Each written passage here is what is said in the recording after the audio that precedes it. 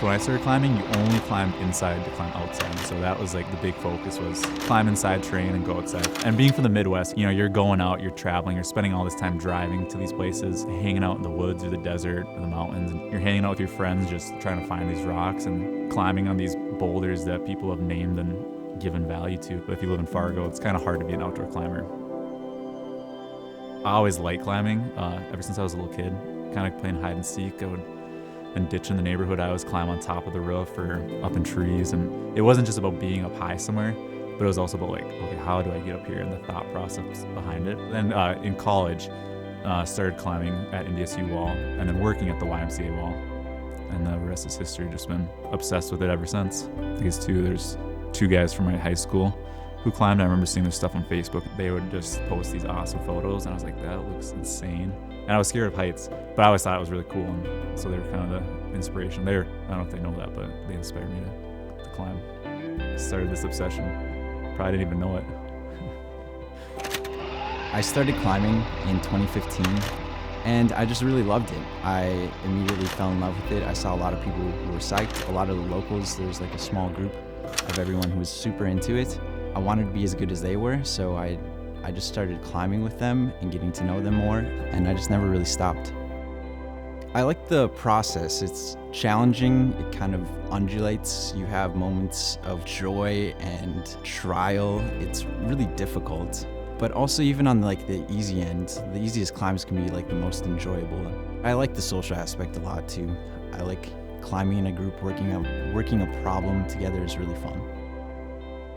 Ben and I, we've known each other since I think I was probably first grade. And so we grew up in the same neighborhood, like 5 houses away. And then college came, and I remember he started working at the NDSU wall.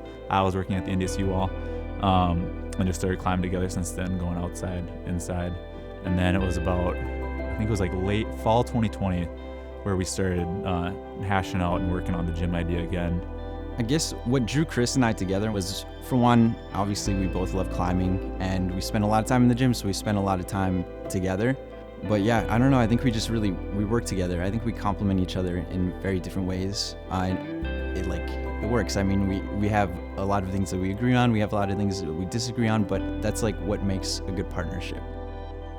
Besides there not really being like a climbing gym anywhere near Fargo, what really kind of like sparked it was we saw that we were able to do it on like a very lean budget and like build the walls ourselves, which if we were to like hire someone to do it, it would have been like an impossible thing for us financially.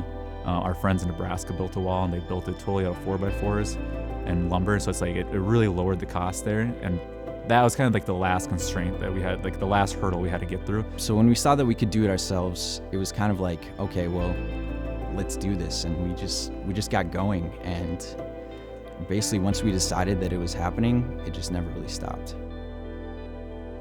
Fargo Climbing really wouldn't have been possible without help from other people. We wouldn't have been able to put any of this together. Like I said, we built the walls ourselves, but it was like a group effort. We couldn't have done everything with just us two. And I would list off the dozens and dozens of names, but I would be afraid that I would miss one. So just know that if you're watching this and you helped us, it was greatly appreciated.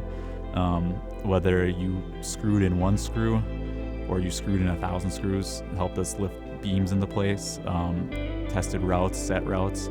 I mean, the list just goes on and on and on. People who just came and hung out, and I mean, like, it was huge. We had the moon board set up, so people would just come hang out. They would come lift.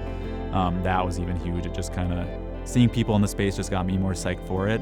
And they might not have helped physically, but they helped mentally, and they definitely brought the psych up. I'm so thankful for like everyone who supported us and believed in us.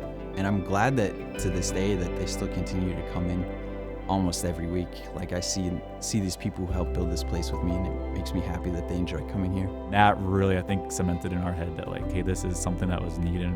This is something that people love, and I think that's where we've really gotten a good community, is because that community's been there since like the day we moved into the building.